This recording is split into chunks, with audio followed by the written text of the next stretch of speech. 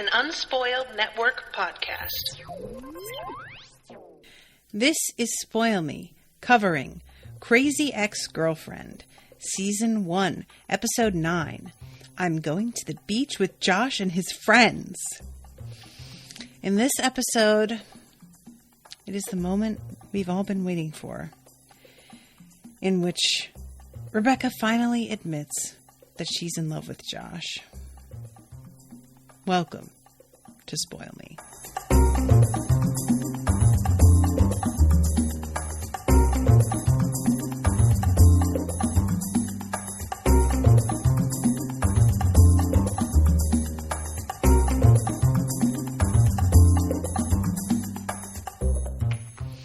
Welcome to the show, everybody. I am Natasha.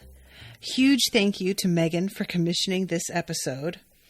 This was super good. It is really awkward and terrible, and it is everything that I have come to expect from this show. I am honestly surprised that this wasn't like the season finale, because it just has a sort of vibe to it of we've like closed a chapter here. But when I checked, I expected that maybe there were just very short seasons to this show and this was the finale. But no, we're like halfway through season 1. So there is a whole lot more to happen.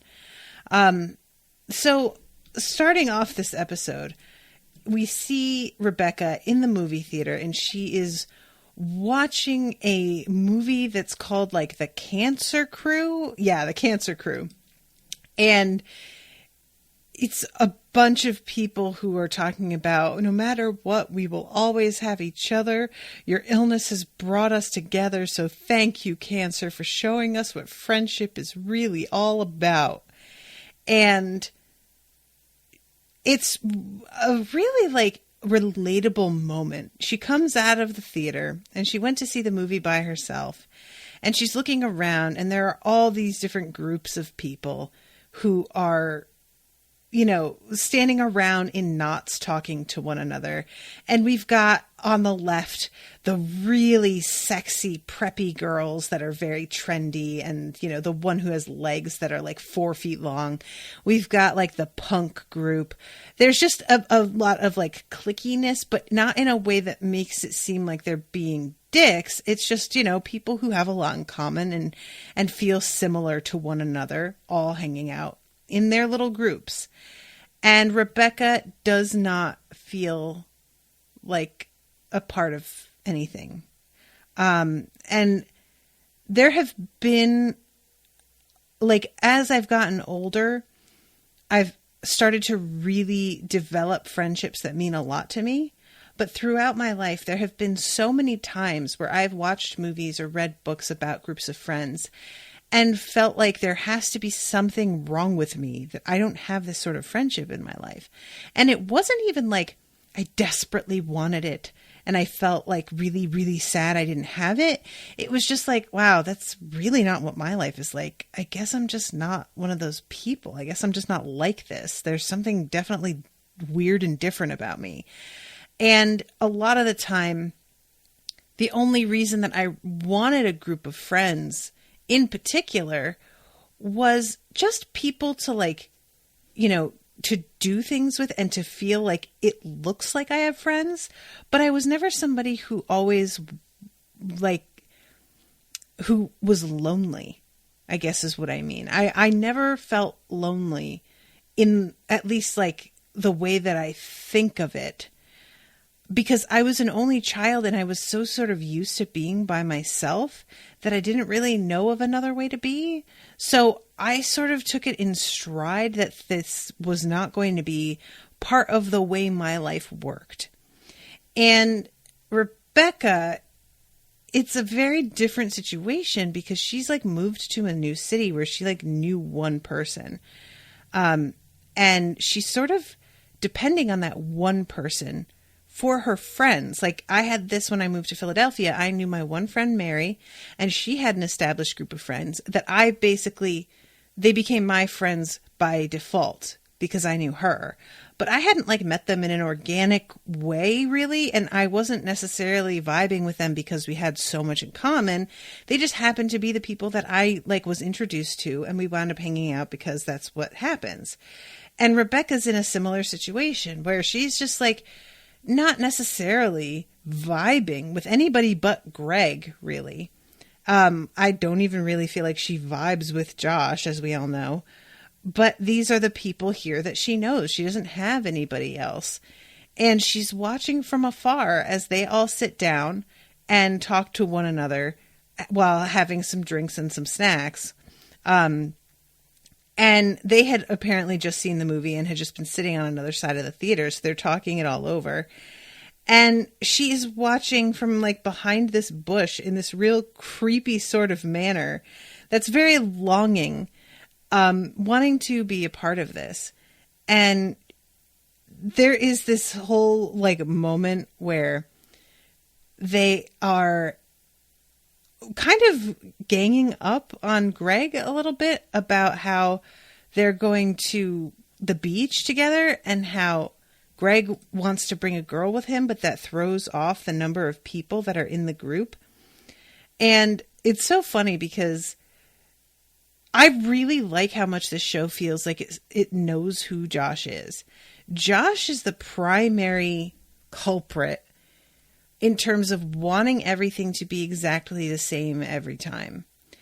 And there are two different people that can react this way.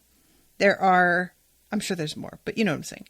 There are the people who grew up with tradition in their family and grew up with tradition in their lives, and it means a lot to them. And so they want to continue with the things that they are happy and familiar with because it is just how everything has always been. And then there are the people like Owen, for example, who did not have a lot of tradition in their lives, did not have a stable home that they could depend on, and so are using tradition as an adult to try and establish a stability that they did not have when they were kids. And in this scene, Josh is clearly like wanting so much to cling. And this is part of his whole thing with not really wanting to grow up. He's trying to cling to a tradition that they clearly established as teenagers. And it's just sort of like he has to evolve, but he's just really not willing to do that. Greg suggests maybe they should do something different than the beach for a change. Maybe go see some art, go to a museum. Nobody, literally nobody, is interested in doing something different. They all want the beach. And while I understand where Greg is coming from, and I do get his like frustration here, I also sort of feel like you got to know your audience, buddy, and that nobody's going to want to agree to that, right? Like if you want to be doing that sort of stuff in your spare time, you really need to make a new set of friends. And there are people I know who are like that. They have one crew of friends that they hang out with for this thing and another crew of friends that they hang out with for a whole other thing, and never the twain shall meet. And it's always funny. Like, one of Owen's friends has two different sets of friends. Like, for one of them is like the art crew and the other is the nerd crew.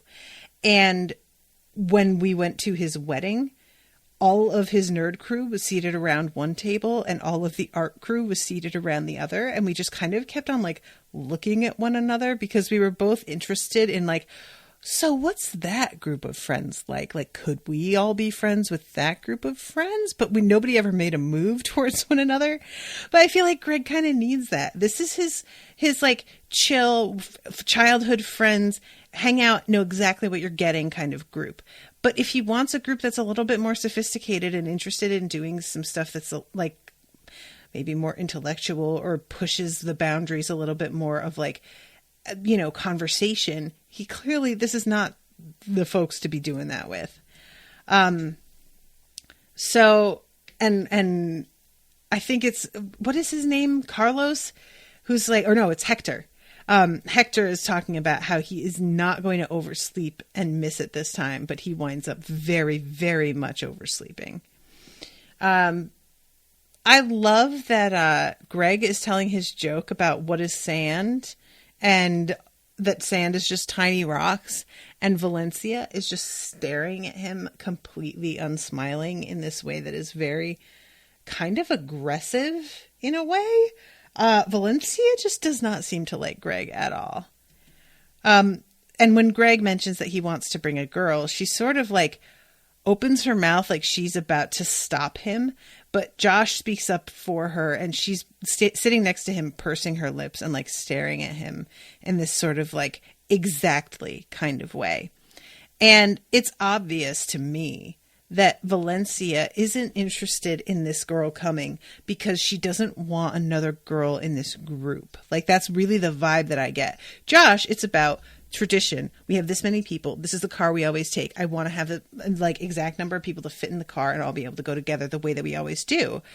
But in this scene, I feel like it's definitely like she doesn't know what this girl is like. She doesn't know what the dynamic is going to be. And right now, she is surrounded by dudes and is the one lady, and she is super hot, and I'm sure she gets attention even though they don't really like her. And, you know, she's got an enormous ego and clearly will, like, that's a big part of the enjoyment for her. So yeah, having another woman like invade her turf, even though she's not interested in Greg, it's still sort of, I think she sees it that way. Greg says, we've been doing the same things since we were 16. And at this point, Valencia spots her, Rebecca, standing next to that giant flower pot. It is humongous. I mean, guys, it's like up to her neck. I don't understand it.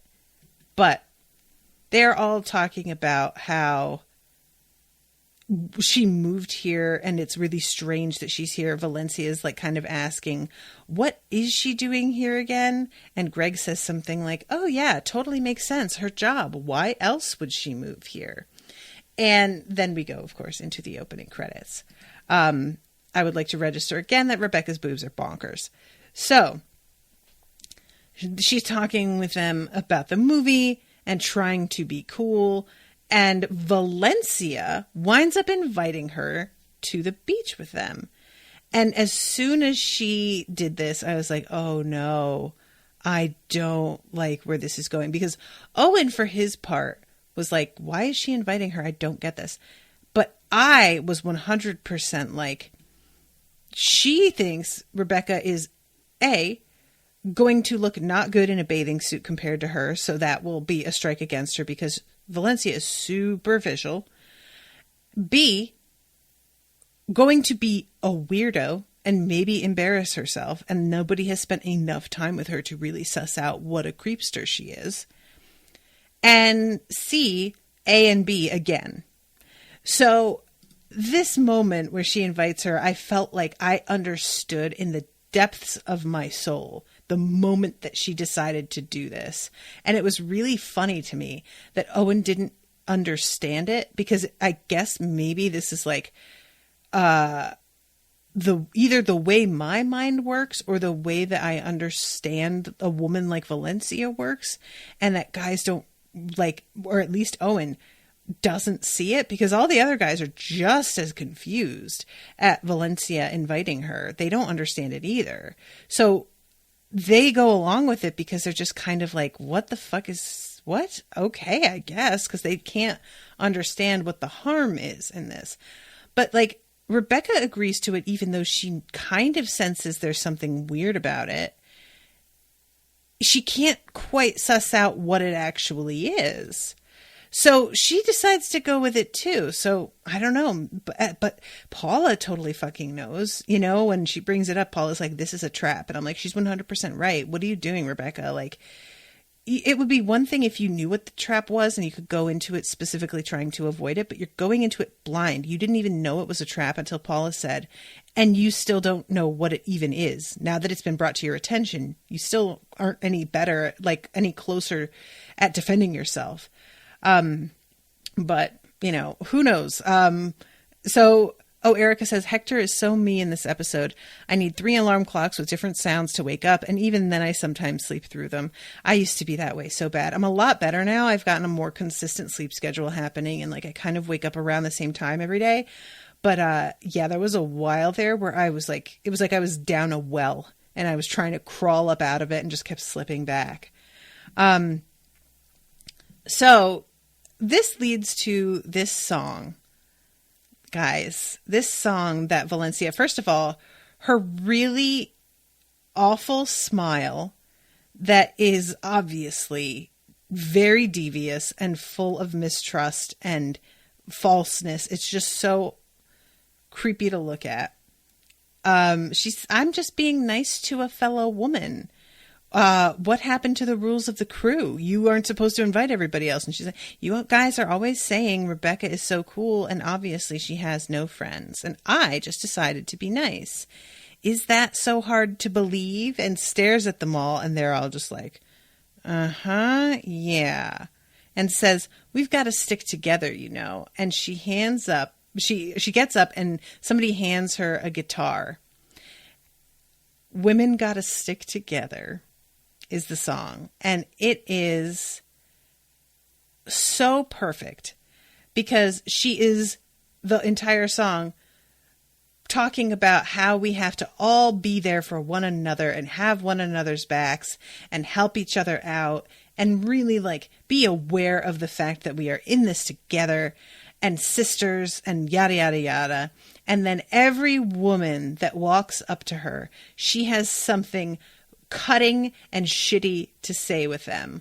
First of all, I would like to point out that Janet from The Good Place is the first woman to approach her and begin to dance with her. I don't think I ever appreciated just how tall Janet is, but damn, she tall. And Valencia immediately says to her that she should pluck her eyebrows. And then she says to the next woman, those jeans need to be exchanged. You really should size up. Some girls are tall and thin, and then yells in another one's face, some are short and fat. This girl smells like sausages, but there's nothing wrong with that. Like, guys, do you know this type? Because I think that, like, I've met thousands of them. It's so difficult, too, because a lot of the time when women behave like this, it is a manifestation of this internalized misogyny where they do not perceive themselves as being on the same side as other women because they consider other women competition because the only thing that seems to really matter to them is the attention of men. And they judge their own worth based on what men think of them, how many men they can attract, whether or not they are married or not. And when that's all you really care about in terms of your own self-worth, that's a really narrow window to fit into. That's a really narrow margin to judge people through. And it makes it so that other women are not going to be allies because you see it as like a self-worth pie and they're taking slices. When you get over that, if you ever do, you start to realize how much you've been playing yourself because men do not have your back and their wanting to fuck you is worth zero. Like, that's not to say that the privilege of being beautiful isn't real. Like, it absolutely is. But that doesn't mean that that privilege is materially to you as a human being necessarily really worth anything when it comes to you valuing yourself and having real self-esteem. That privilege is about how the outside world treats you, and you don't necessarily internalize that, or if you do, sometimes that can lead to something worse where you grow dependent on this like outside affirmation because the world treats you a certain way. And as you inevitably age and begin to lose those looks and the world starts treating you differently, you don't know how to react to that. And you don't know how to be like a better person because you have relied so much on the world simply giving you things because of how you look that now having to develop a personality or get actual respect is like a foreign concept altogether. So the whole, like, this is one of those songs where, like, yeah, I really do despise Valencia. Don't get me wrong. She is super false and really gross. But also I feel kind of bad for her because as beautiful as she is, that shit don't last. And clearly that's like the thing about herself that she finds to be the most important is how she looks. And there's going to come a day where that's really fading and she's going to be in a blind panic. And whether or not she realizes her own mistake, who knows? I firmly think that there are plenty of people who value their looks their entire lives and that's it. And that's all. And they never really understand that they've been prioritizing the wrong thing. I am hopeful that somebody like Valencia can gradually understand the damage that they did by behaving the way that she is here. But that's not just gonna happen. That requires some introspection that she doesn't seem super interested in. So yeah, the whole song and the way that all of these women are like behind her, except and like really kind of agreeing with her message until they hear the way that she's talking to different people and the way that she is like, she gets on the stage at one point and just yells at them that they're all fat sluts. It's pretty good. It just is. I can't get over how much this show like nails these little terrible personality types in these songs. Like, let's all spread this message like Caitlin spreads disease, 'cause a change is coming faster than Ashley drops to her knees. And Ashley like stops and stares at her like, oh, and sort of like falls back and tries to sort of like get it together to keep singing with everybody, but is clearly still really bothered by it. But yeah, the way that she like literally elbows Haley off the stage, like, or it's not a stage, it's she's standing on the edge of this like huge fireplace that's in the middle of this plaza, but this girl steps up there beside her and she says something shitty and like knocks her off of it. That's exactly the kind, like, she is a sort of like, reminds me of like influencers or things like that, where they act like they want to have women's backs, but they really do not believe that there is room for all of us. There needs to be one person above all, and that's who they want to be.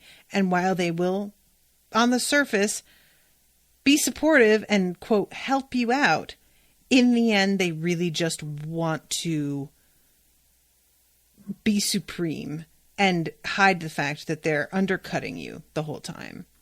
So yeah, it ends with women gotta stick together and tell each other the truth. And the truth is you're all fat sluts, and that's called sisterhood. And all of the women finally stop dancing and just sort of stare at her. But she is not even at that point watching them anymore. Their cheers don't matter. She's up there alone where she wants to be and like giving the camera this sultry sort of like sexy look because she used them to get where she wants, and now she does not need them anymore and doesn't care. And that feels very like on point to me. So then we go to Rebecca, who is talking to Paula about Beach Day and what she's going to bring with her and generally how excited she is. And I love the fact that she's talking about bringing a board game. And I'm just like, girl, are you serious about this? Like, I don't even know what to say to you right now with board games at the beach. Like, literally nobody. Are you high? But sure. Meanwhile, Paula is giving her this look and trying so hard to like be cool. And she yells at her. Finally, she just snaps. This is not an audition. It is a trap. Valencia is playing with you like a cat with a chipmunk.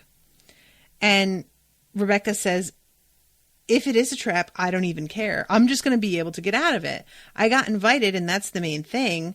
I have a chance, whether or not she thinks she's doing something, I can still figure it out. I can still make this be real. And Paula is like, girl, they don't care about you. They're not friends. And you don't care about them either. You're just using them as a means of getting to Josh. And Rebecca denies this. I have to say, as much as I think probably Paula is mostly on point, I also do think that Rebecca sees this group as potential real friends. She just is very bad at understanding who she should be friends with. So what I'm saying is this is an easy, ready-made group of friends that she feels like she can just like slide into and be part of because she wants to be included and wants to be part of something. So it's not that she cares about them specifically. Like, I'm not arguing that at all. But she, I do believe, would like to be actual friends with them outside of the whole thing with Josh, because Josh is part of a complex that Rebecca has about wanting to be like happy, right? About wanting to have happiness and be somewhere she belongs. And having a big group of friends that you get close with is a part of that vision that she's got of what she wants her life to be. So I think that Paula is mostly right, especially in the early episodes, about what she like sees and wants to, how she wants to take advantage of them in terms of that. But I also think that Rebecca isn't entirely lying when she says that that's not true, because it's evolved into her realizing that like there's more to being happy than just being part of a couple. I could take advantage of that and make an entire life here with these friends. So yeah, anyway, that's not really the point though. I really enjoy that Paula kind of has had it here. And she says, I am tired of the ruse. You won't admit even to me after all these months that you are madly in love with Josh Chan. And now you are going to be willingly humiliated by Vaseline. You are just setting yourself up for another one of your disasters. And Rebecca says, what do you mean another one of my disasters? And I love how she plays this scene, because she does have this sort of like indignation about the way Paula's speaking to her. And she has like, oh, really? What do you mean? Like she's trying to almost like do the you're an unsupportive friend thing. But the fact of the matter is that she is just still so deeply in denial about everything that she has no leg to stand on here. So when she says, what do you mean one of my disasters? Taco Festival, the Spiders debacle, getting stuck in your shrink's doggy door, begging a client to sleep with your mother, lest we forget poops giving. And she says the same bad things keep happening over and over again. And there's a reason for it. And in your case, it is denial. And that is why everything you do backfires. And you may be fine continuing this way, but I can't take it anymore. And until you admit that you love Josh Chan, I'm out. And Rebecca, still, there is nothing to admit. And Paula turns around in this like infuriated, you want to keep lying? Fine. Lose my phone number. And she says it and she walks away, but then she turns around and says, but just about the Josh stuff. I mean, we're still on for mani-pedis at lunch, right? But about the Josh stuff, you're wrong. I'm going to have a great time at the beach with my friends. And Rebecca's yelling this after her. And this is when Wayne, is that his name? I can't ever remember her boss's name. I don't know why I have such a hard time with this guy's name. But yeah, he really wants to go to the beach. And it turns out that he just doesn't have any real friends. And he's trying to like, Daryl. Oh, thank God. Thank you guys. I don't know why I just can't remember his name. I don't know what it is. But Rebecca like kind of turns him down, and she's like, we're kind of keeping this in the main gang, yada, yada, yada, like tries to turn him down. He says you could use me to get in with the group like we did with Madison, and imitates horn honking. And he says, party bus. I could call them. And she says, okay, yeah, that sounds super fun, but we don't really have to try that hard to get people to like us. And then immediately cuts to the party bus. I had kind of thought Daryl might be part of this, but no, it turns out that she did this on her own and has kind of cut him out completely. So she orders this party bus for all of them and just surprises them showing up at the house with it. And Valencia, who is on the phone, I don't know what she's over here doing, is just watching this and is floored at the fact that she is going this far, and also like didn't tell any of them that she was doing this. And it's so clearly like, I mean, Josh is of course delighted, and I have to be honest with you all. I 100% want to ride a party bus. Like I 100%, 1,000%, 1,000,000% at some point in my life want to be on a party bus for a long time at night, just driving around, partying, getting out periodically, and then continue to drive around. This sounds awesome to me. However, I also recognize that I am super lame in that I love the most cliched types of parties. I like dancing. I like the over the top sort of party that you see in teen movies and nightclubs in movies. I love the press of too many people together. I love music that you cannot talk over. I love wearing clothes that are wildly inappropriate for any human being to leave the house in. I am all about it. I am all about it. So for me, a party bus is the thing. And if somebody just rolled up to a road trip that we were going to take in my shitty little car and they had a party bus, I would absolutely shit my pants. I would be so excited. So I have a hard time understanding Greg's face and Valencia's face here, where I understand to a degree that they're kind of like, wow, she really went all out for just like a day at the beach that was supposed to be really chill. I get it, but also like, isn't this a fun surprise, guys? And the only ones that seem actually excited are the Joshes. And Greg says these buses are tacky and horrible. And I'm like, yeah, but that's kind of the part of it, right? Like, don't you occasionally enjoy tacky and horrible? You know, that's part of like, I was talking about this with Owen the other day, and he was saying that he feels like that about a lot of hip hop and music videos that are for hip hop. And I was like, yeah, but that's part of what I like about it, is that they go so over the top with it. And they're so like completely shameless in these videos about like, literally, this is uglier with diamonds covering the entire surface, but I'm doing it because it's diamonds, guys, duh. And I'm like, I'm not mad at you for that. You know, it's horrible. It's ugly as sin, but also it's covered in diamonds, and that's objectively amazing. So I just, you know, people who can't enjoy tacky shit at all, I don't really get it. I understand if you don't want that to be your life, if you don't want to move into an apartment that looks like this, but like, come on, it's an afternoon heading down to the beach. Like, this is rad. But yeah, so Hector overslept as usual. So it's all of them. And Valencia does this thing that is kind of amazing, in which she takes off the wrap that she's like wearing, and it's like the sarong that's like open in the front, and it's just a couple of loops that she puts over her head. I have seen these and have like low-key wanted one, but I am convinced that it would come nowhere near closing in front of my body, so there's really no point to it. And she steps onto the bus wearing only her bikini and these heels. And what's sort of funny to me is that later on, Rebecca performs this pole dance that is excruciatingly, painfully awkward.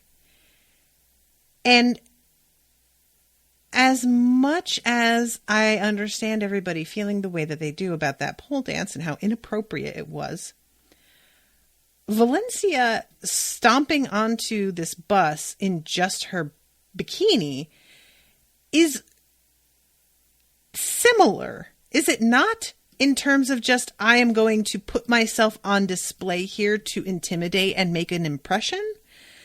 Is it supposed to be that it's just less terrible when it's her because she's already in a relationship and she's not directing the performance of walking onto the bus like this at anybody specifically? And that's kind of what the problem is with Rebecca, is that it seems like really clear that she's focusing on Josh with her pole dancing. Like, I guess that's what, but I really can't help but think that, like, Valencia is doing the same thing here, and she's doing it immediately out of the gate too.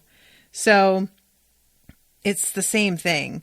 But yeah, she's wearing this amazing bikini and she's got this like body chain, and honestly, she looks so good and I hate her. I just can't imagine being able to like walk around basically naked and nothing jiggles except for your boobs, the part that's like, quote, supposed to jiggle. What is that even like? I think I might have had that at some point in my life, but I even think at my thinnest, there was still more jiggling than what Valencia has. And I think about that sometimes with like dancers, like on So You Think You Can Dance, there are these girls that like, they're in these tiny shorts doing these routines and they'll land really hard and nothing moves on their body because they're like solid muscle. And I just really would love to experience that at least once in my life, but I don't think that's happening. But anyway, so they are heading to the beach, and it's a little bit more understandable once you're in there why they feel a little bit awkward about this. A party bus with only 5 people is a lot less fun. I mean, I think if you're with the right people, it doesn't matter, but obviously this is not the right people. And Greg says something at one point about how like we're already stuck in traffic, and he sort of says it and like gives her a look, and I'm kind of like, yeah, but would you rather be stuck in traffic on a vehicle in which there is booze and you can walk around, or in your shitty little car? I don't like, why are you acting like the party bus is responsible for this? And he stands up and he's like, I've got some new songs on my playlist. And Josh is like, we're doing a beach trip. We need songs that we can all like sing along to. What are you doing playing new music? And he's like saying, how is that even going to work? And as he says this, he like looks to Rebecca for support and sees the karaoke setup at the front of the bus and begins beatboxing. And Rebecca is joining in with him. And it is, guys, so awkward. The word awkward doesn't even begin to describe the scene. I love this. And I'm not one of those people who is like, I'm so awkward. I love being awkward. No, I hate awkwardness. But there are times when the display of awkwardness on a TV show so perfectly nails a feeling that you have experienced in your life. And this is one of those times for me, like the whole vibe of there being like too few people to really get a party going like what you want, but you're sort of like really trying anyway, and not everybody is really on board, and you're desperately trying to keep that from like ruining the vibe. And there is a tension between a couple of people that we know is there, but nobody's really addressing. I mean, this is an inevitable situation. As an adult, if you are social, you will have a night like this with somebody. And Rebecca is like dancing with Josh, but at first she's doing like a robot dance, but it's like barely a robot dance. It's very poorly done, Rebecca. You really need some help with that. And Valencia decides that she is going to insert herself. And I really enjoy Rebecca trying, despite the fact that Valencia is going to be part of this. She's refusing to back down. And like Valencia starts like salsa-ing in this extremely over-the-top, not appropriate for a beatbox beat sort of way. And it is, I mean, there's just the both of them. They're both like trying to outdo each other, and it's so awkward and creepy. And Rebecca's like, Rebecca, let Rebecca in. Come on, let's beep, beep. Rebecca's trying to come in. Let the conductor needs to let the little caboose car latch on. Like, it is, oh my God, why would you even want to do this, girl? Like, legit, do you understand how this looks? But she just doesn't. She doesn't. So she gets out of there, finally, and it's just, you know, her trying to find somebody on this bus to chat with and have like an actual conversation with, to sort of distract her from the fact that things are not going super well here. And he's talking with her, and she's trying to really get invested in this moment when he decides that he has to get up and use the bathroom. So then she tries to talk to White Josh. And what happens is White Josh is just obsessed with exercise and has absolutely nothing to talk about other than the workout routine that he's obsessed with. I love this because, like, you know, just because you're in shape doesn't mean that you're like, that's all you care about. But there are definitely people that this is like the only conversation they really know how to make. I loved, there was, it was on Brooklyn Nine-Nine, and Terry Crews's character, who's like, you know, very workout obsessed. We see him like officiating a wedding that takes place in a gym. And the only like reason that he was able to officiate and do it effectively was because all of the metaphors were gym related that he made about relationships. And that's kind of like apparently who Josh is. And, you know, we didn't know enough about him. If they had gone in a totally different direction with what he's like, I wouldn't have had a problem with it. I would have believed it. But it is pretty amusing for her to just get roped into this and really not be ready. And when she's in the middle of this conversation, this awkwardness, is when her neighbor turns up, who is here for Greg. And she is very taken off guard at the fact that Greg is seeing somebody that like she kind of introduced him to. It's unclear if there's jealousy exactly. I feel like maybe there's a little bit of that, but it just feels more like she doesn't like not being in the know, if that makes sense. So it turns out that part of the reason that the whole like backup is happening is because Daryl is out there doing some shit. And if you guys could clarify this for me, I don't like, was this part of the actual plan, or was this like a coincidence that he was thinking he was part of and she had no interest in participating in, and then decided to cave and actually do anyway? Because he's like prepared. He's got bean dip with him. So I think that's what happened, right? Is like he thought that he was in on this plan with her. She fully intended to totally not do the plan. And at the last second realized that ditching him was not a good idea for herself, right?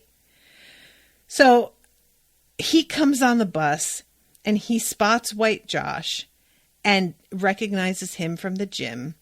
And he immediately loses it because Josh is like kind of in his eyes an idol that he wants to emulate in regards to his workout routine. And he wants to sit down and do nothing but talk to Josh about the workout routine that he follows. And this leaves Rebecca with nobody yet again, because she thought if she invited Daryl on, he would be her buddy. And it turns out that nobody wants to be her buddy. Her neighbor is with Greg, Daryl is with White Josh, and then Josh and Valencia, like she's guarding her Josh like a hawk.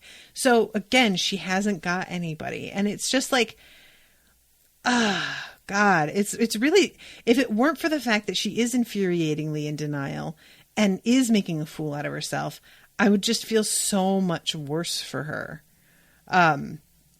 Erica says, I think he just showed up and Rebecca decided to go with it. But aren't they like on the road? How did he just show up on the highway? Isn't that what happened? I'm so confused about where they picked him up at. I don't really understand what's going on here. Yeah, guys, help me out. I don't know. It doesn't really matter in the end, but I'm curious about it.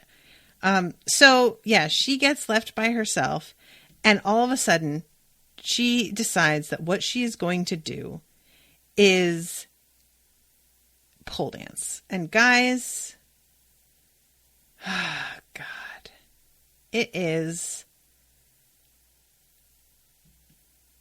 I don't even know what to say about this. Like, Megan says, I think he planned on being at the beach with him. She didn't want him there, but when she saw him, she latched onto him as her chance to have a friend. His car broke down. He broke down.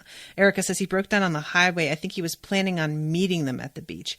Oh, okay. Okay. So Rebecca does this dance, and, you know, it turns out that there is a body double that does this because, you know, it's not like pole dancing is super duper difficult, but you can be good at it even if you are not in like amazing shape. It takes a ton of strength, but it wasn't out of the question to me that the actress was necessarily good at it. But yeah, it does turn out that she had like a body double, and she does this whole thing where she's like, she takes her top off so that she's just got her like tankini, like with her boobs, and really like legs spread and body rolls and the whole like, and it's a great performance. Like, she's not wrong about being really good at it, but it's just so not the time or place at all. And there's a moment when she licks the pole, and good God, all I could think was like, I really hope you took some echinacea and some vitamin C, because like, you do not know if anybody has ever cleaned that pole ever. How many other people have licked that pole? Oh my God. Oh my God. I just went over and saw Erica Peters say she licked the pole. I really hope they sterilized that pole. Thank you, Erica. Precisely. I love that. Yeah. I mean, I love when she like does the full spread eagle, and Daryl says, I saw something with you. Did you? And White Josh says, I think I saw inside of her. And later on, Valencia says, is that why you showed my boyfriend your cervix? And I love, as she's doing this at first, Valencia is like horrified. But as Rebecca continues, she gets more and more delighted. Like, her expression is just, she couldn't have asked for better. The whole performance is precisely what she thought would happen in like a best case scenario. It's like a fantasy of what she hoped Rebecca would do to make a fool of herself. And there it is. It happened. So Rebecca tries to be like, well, you're probably wondering how I'm so good at that. And I took a class in New York and I got an A. And when Greg says they give grades in pole dancing, she says they do if you ask. Yeah. So I love those little details. So Rebecca tries to say, I was trying to get the party started for my crew. And the whole like confrontation between her and Valencia is really frustrating because as much as you don't like Valencia, she is 100%, 1,000% correct about what is happening here. Like, that's the part that I really hate, is that I don't want to be on this lady's side, but she has Rebecca down. Like, she knows precisely what the fuck she's doing. And I just really enjoy this, like, oh, it's feminist. I'm reappropriating the male gaze. Like, girl, what are you doing? What are you doing? So she finally says, why does Rebecca get a pass for everything she does? She is nuts. Do you guys not see this? I can tell that you want my boyfriend. And Rebecca says, I'm trying to be his friend, the same way that I've been trying to be your friend. And Valencia finally brings, right straight to the point, admit, this is why you came here. Because you don't have a real good explanation whenever any of us ask you why you came to West Covina. It's always been this story about this job, but it's really weird and doesn't make a lot of sense when we know what you used to do and the kind of money that you used to make. And there's an interesting moment where she tries to say, of course, I'm not here for Josh. Would I have hooked up with Greg practically the first day I got here if I was here for Josh? And Greg gets this expression, and I completely forgot about how this went, that Josh had been trying to get the two of them to date without knowing that they had already kind of done that. And Josh has this weird reaction that feels really telling to Valencia, that she reads as him being jealous. And he tries to say he's not jealous, that he's just confused about the fact that two people he thinks are his friends lied to him. But I definitely think there's a little bit more to it than that, obviously. So eventually there is a big blow up with her telling all of them the reason that I moved here. And she tries to get as serious about it as she could. Because really Daryl winds up blowing up her spot. I think it's Greg who says, well, you got a call from this guy offering you this job. Or no, she says it in her story. And he stops her and is like, I didn't call you. You called me and you said that you would work for real cheap. Because Daryl is a sweet little cinnamon roll who is just not very smart and isn't picking up on what is happening here in the story that she told. And completely puts a bullet right through the already thin story that she is telling here. And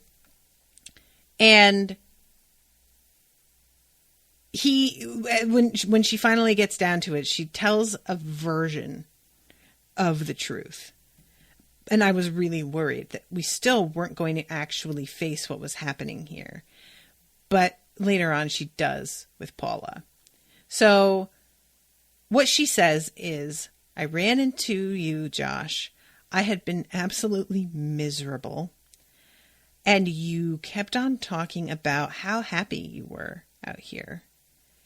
And when you use that word, I had just not even thought about that word for such a long time.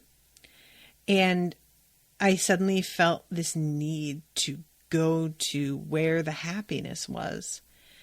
And life had just been so gray. And I recently mentioned on another Spoil Me, I don't know if it was this one or not, that somebody wrote to me, I'm going to cry. Somebody wrote to me about the podcast, and they said that the episode of Harry Potter, where, spoiler alert, Dobby dies, I read that chapter out loud, and I started crying at the end, reading it. And a lot of people have written in and told me that they started crying listening to it, and they were just kind of taken off guard at how much they were affected by hearing it out loud. And this person wrote to me and said, I had been in the deepest depression of my life. I just didn't feel anything. I didn't care about anything. I couldn't access feeling at all. And after listening to your episode, I sat down and had the longest, deepest cry I have had in a year. And they said, the world is in color again because of you. And so when she says everything was gray here, that got to me a lot. As much as she's not telling the whole truth, I don't blame her at all in this situation for not doing that. It's honestly, I feel like this is partially the truth as well. Instead, it's West Covina that she's framing instead of Josh as the reason and what she loves about it here. But the description of what she felt and why she left and what she's trying to find is true. You know, she says, I had no life. The world was just like gray. And then I ran into you. And she talks really passionately about loving West Covina and the weirdness of this like suburban sprawl town and how it speaks to her for some reason. And while it's not the whole truth, again, well, it's really Josh, there is a ring of truth to this speech somewhere, you know? And she says, was it impulsive? Yes. Was it crazy? I don't like that term. But the point is, it's the best decision I've ever made. I love it here. And as she's saying this, I love the sunshine. I love the strip malls where you can get a foot massage and a smoothie and a new key made in like less than 20 minutes. I love driving on the freeway. I love what the dry heat does to my hair. I love everything about this place. And the reason I'm here, the real reason I'm here, it's not logical. It's not rational. I am in love with West Covina. And she says it, and it's like, you know, again, not totally true, but like, there's a feel to it. I'm like, And as soon as she said that, I was like, oh shit, Josh is totally going to forgive her because she just talked up the town that he's in love with and that nobody else really seems to appreciate. That's it. She's in, like, and sure enough, because he asks Valencia if he can speak with Rebecca alone.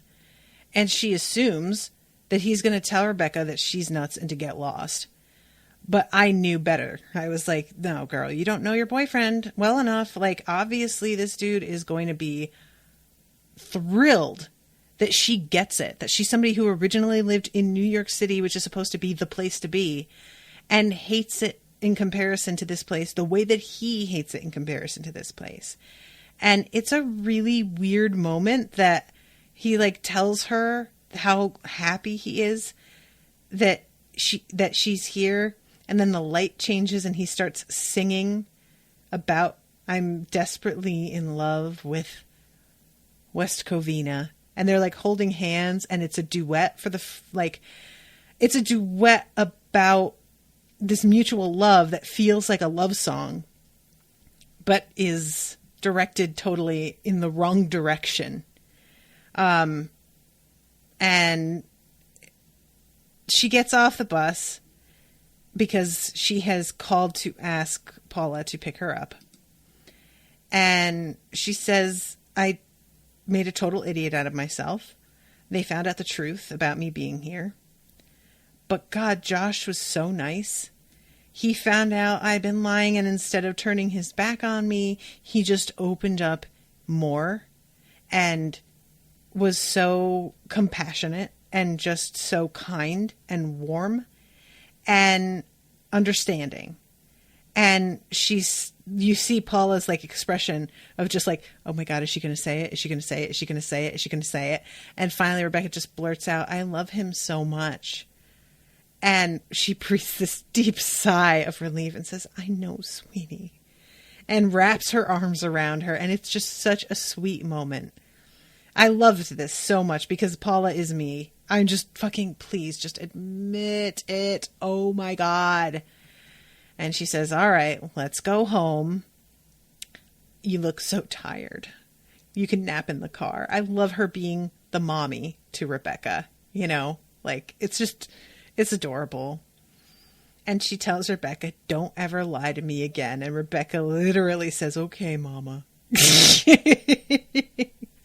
Like, honestly, wouldn't that have been a perfect, like season ender, really? And then we cut to the, like, final sequence And we have Hector, and he's got literally like 1, 2, 3, 4, 5, 6, 7 alarms. There's one that even like rolls around, and he still overslept. It's 1 o'clock in the afternoon. I don't know why these alarms are going off at 1 o'clock in the afternoon, why they're set for right now, but there it is. I used to have an alarm clock that was shaped like several sticks of dynamite, and the alarm was a countdown, and if you didn't press the off button in time, it would make an exploding sound that was like excruciatingly loud. And I had that when I was like 10 years old, I think. Yeah, really. I'll start early with that shit. Erica says maybe he slept through them for several hours. I've done that. Oh, wow. I haven't done that. I've slept through an alarm for like a few minutes, and the alarm sound has been in the dream that I'm having. I'm sure you guys have had this too, where like in your dream, you're like, wow, what is that? And when you wake up, you're like, oh my God, the alarm has been going off. But I don't think it was ever hours, you know, it was a few minutes before I finally like dragged myself out of the dream. But yeah, so that's the end. And I am super duper curious what happens, not only with Josh from here on out, but with his friends. Like, how do they decide to proceed? You know, we'll see. But that's the end of the episode. So thank you guys so much for coming out in the chat and hanging out. Thank you, Megan, again for commissioning this. I was so happy to see there was another one so soon. And I just really love the show. This is a really fun show.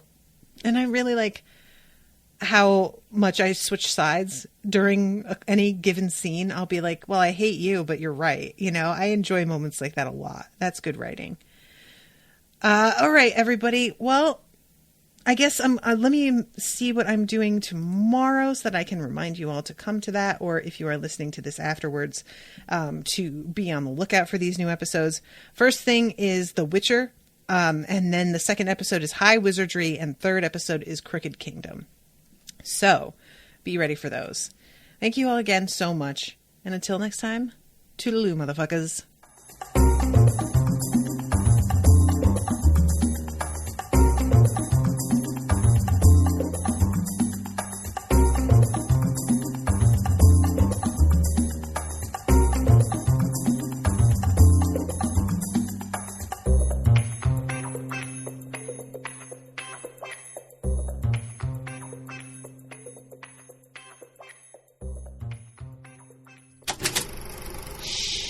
That was an Unspoiled Network podcast.